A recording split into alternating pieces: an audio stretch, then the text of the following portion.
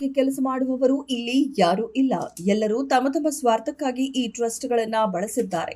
ಎಷ್ಟೋ ಜನರು ಇದರಿಂದ ತಮ್ಮ ಆಸ್ತಿ ಮಾಡಿಕೊಂಡಿದ್ದಾರೆ. ಇದರಿಂದ ಸಮಾಜಕ್ಕೆ ಹೇಗೆ ಒಳ್ಳೆಯದಾಗುತ್ತೆ ಎಂದು ವಿಜಯಪುರ ನಗರ ಶಾಸಕ ಬಸನಗೌಡ ಪಾಟೀಲ್ ಯತ್ನಾಳ್ ಪ್ರಶ್ನೆ ಮಾಡಿದ್ದಾರೆ. ಚುನಾವಣೆಯಲ್ಲಿ ನಡೆದ ಬೆಳವಣಿಗೆಗಳು ಪಕ್ಷದ ಕಾರ್ಯಕರ್ತರು ಮತ್ತು ನಾಯಕರಿಗೆ ಪಾಠವಾಗಬೇಕಿದ್ದು, ಪಕ್ಷ ಪ್ರತ್ಯೇಕ ಜಾತಿಗಾಗಿ ಅಲ್ಲ, ಸಿದ್ಧಾಂತಕ್ಕಾಗಿ ಇರುವುದನ್ನ ಎಲ್ಲರೂ ನೆನಪಿಡಬೇಕು ಎಂದು ಕೆಪಿಸಿಸಿ ಕಾರ್ಯಾಧ್ಯಕ್ಷ ಹಾಗೂ ಶಾಸಕ ತನ್ವೀರ್ ಸೇಠ್ ಹೇಳಿದರು.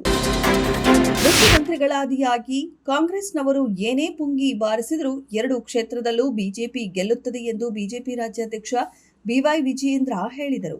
ದಾವಣಗೆರೆ ದಕ್ಷಿಣ ಹಾಗೂ ಬಾಗಲಕೋಟೆಯಲ್ಲಿ ಬಿಜೆಪಿ ಐತಿಹಾಸಿಕ ಗೆಲುವು ಸಾಧಿಸಲಿದೆ. 2 ಕ್ಷೇತ್ರದಲ್ಲೂ ಕಾಂಗ್ರೆಸ್ ಗೆಲ್ಲುವುದಕ್ಕೆ ಸಾಧ್ಯವೇ ಇಲ್ಲ ಎಂದರು. 1500 ವರ್ಷಗಳ ಸುದೀರ್ಘ ಇತಿಹಾಸವಿರುವ ಪ್ರಸಿದ್ಧ ಧಾರ್ಮಿಕ ಕ್ಷೇತ್ರವಾದ ಆದಿಚುಂಚನಗಿರಿಯಲ್ಲಿ ಇಂದು ಸಂಭ್ರಮದ ವಾತಾವರಣ ಮನೆ ಮಾಡಿದೆ. ಇಂದು ಬೆಳಗ್ಗೆ ಪ್ರಧಾನಮಂತ್ರಿ ನರೇಂದ್ರ ಮೋದಿ ಅವರು ಕ್ಷೇತ್ರಕ್ಕೆ ಭೇಟಿ ನೀಡಲಿದ್ದು, ಹೊಸದಾಗಿ ನಿರ್ಮಿಸಲಾಗಿರುವ ಶ್ರೀ ಗುರು ಭೈರವೈಕ್ಯ ಮಂದಿರವನ್ನ ಲೋಕಾರ್ಪಣೆ ಮಾಡಲಿದ್ದಾರೆ. ಕೇಂದ್ರ ಸರ್ಕಾರದ ಜನಗಣತಿ 2027 ಭಾಗವಾಗಿ ಕರ್ನಾಟಕದಲ್ಲಿ ಏಪ್ರಿಲ್ 1ರಿಂದ ಆರಂಭವಾದ ಸ್ವಯಂ ಗಣತಿ ಏಪ್ರಿಲ್ 15ಕ್ಕೆ ಮುಗಿಯಲಿದ್ದು, ಏಪ್ರಿಲ್ 16ರಿಂದ 1 ತಿಂಗಳ ಕಾಲ ಮನೆ ಗಣತಿ ಮತ್ತು ಮನೆಗಳ ಪಟ್ಟಿ ತಯಾರಿಕೆ ನಡೆಯಲಿದೆ.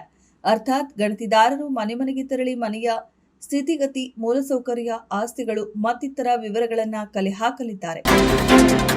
ದಾವಣಗೆರೆ ದಕ್ಷಿಣ ವಿಧಾನಸಭಾ ಕ್ಷೇತ್ರಕ್ಕೆ ಸಂಬಂಧಿಸಿ ನನ್ನ ಜವಾಬ್ದಾರಿಯನ್ನು ನಾನು ನಿಭಾಯಿಸಿದ್ದೇನೆ. ಆರೋಪ ಮಾಡುವವರು ಪಕ್ಷದ ವಿರುದ್ಧ ಯಾರು ಷಡ್ಯಂತ್ರ ಮಾಡಿದ್ದಾರೆ, ಯಾರು ಬೆನ್ನಿಗೆ ಚೂರಿ ಹಾಕಿದ್ದಾರೆ ಎಂದು ಹೆಸರು ಹೇಳಲಿ ಎಂದು ಸಚಿವ ಜಮೀರ್ ಅಹಮದ್ ಖಾನ್ ಸವಾಲು ಹಾಕಿದ್ದಾರೆ. ಅಲ್ಲದೆ ಮುಸ್ಲಿಂ ಮಹಾನಾಯಕ ನಾನಲ್ಲ ಎಂದು ಸ್ಪಷ್ಟಪಡಿಸಿದ್ದಾರೆ. ಭಾರತ ಅಮೆರಿಕ ವ್ಯಾಪಾರ ಒಪ್ಪಂದದ ಕುರಿತು ಕೇಂದ್ರ ಸರ್ಕಾರದ ವಿರುದ್ಧದ ವಾಗ್ದಾಳಿಯನ್ನ ಮುಂದುವರೆಸಿರುವ ಕಾಂಗ್ರೆಸ್ ನಾಯಕ ಮತ್ತು ಲೋಕಸಭೆ ವಿರೋಧ ಪಕ್ಷದ ನಾಯಕ ರಾಹುಲ್ ಗಾಂಧಿ, ಪ್ರಧಾನಿ ಒಬ್ಬ ದೇಶದ್ರೋಹಿ, ವ್ಯಾಪಾರ ಒಪ್ಪಂದದ ವೇಳೆ ಯುಎಸ್ಗೆ ದೇಶ ಮಾರಾಟ ಮಾಡಿದ್ದಾರೆ ಎಂದು ಕಿಡಿಕಾರಿದ್ದಾರೆ.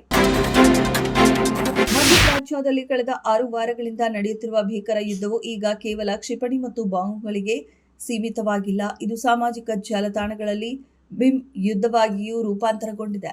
ಇರಾನ್ ವಿರುದ್ಧ ಅಮೆರಿಕ ಘೋಷಿಸಿರುವ ನೌಕಾ ದಿಗ್ಬಂಧನವನ್ನ ಇರಾನ್ನ ರಾಜತಾಂತ್ರಿಕ ಕಚೇರಿಗಳು ಅತ್ಯಂತ ವ್ಯಂಗ್ಯವಾಗಿ ಟೀಕಿಸುತ್ತಿದ್ದು, ಜಾಗತಿಕ ರಾಜಕಾರಣದಲ್ಲಿ ಹೊಸ ಸಂಚಲನ ಮೂಡಿಸಿದೆ.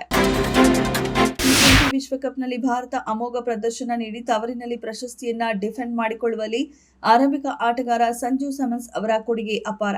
ಇವರು ಸೂಪರ್ 8ರ ಹಂತದಲ್ಲಿ ಪ್ಲೇಯಿಂಗ್ 11ನಲ್ಲಿ ಆಡುವ ಅವಕಾಶವನ್ನ ಪಡೆದರು.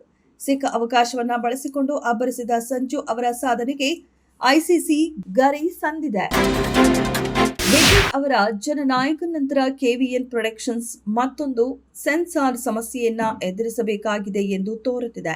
ಈ ಬಾರಿ ಧ್ರುವ ಸರ್ಜಾ ಅಭಿನಯದ ಕೆಡಿ ಚಿತ್ರಕ್ಕೆ ಅನಿರೀಕ್ಷಿತ ಅಡಚಣೆ ಎದುರಿಸಲಾಗುತ್ತಿದೆ ಎಂದು ಹೇಳಲಾಗಿದೆ. ಕೆವಿಎನ್ ಕೆಡಿ ಸಿನಿಮಾ ಮೇಲೆ ಸೆನ್ಸಾರ್ ಬೋರ್ಡ್ ಸೇಡು ತೀರಿಸಿಕೊಳ್ಳುತ್ತಿದೆ ಎಂಬ ಆರೋಪ ಕೇಳಿಬಂದಿದೆ.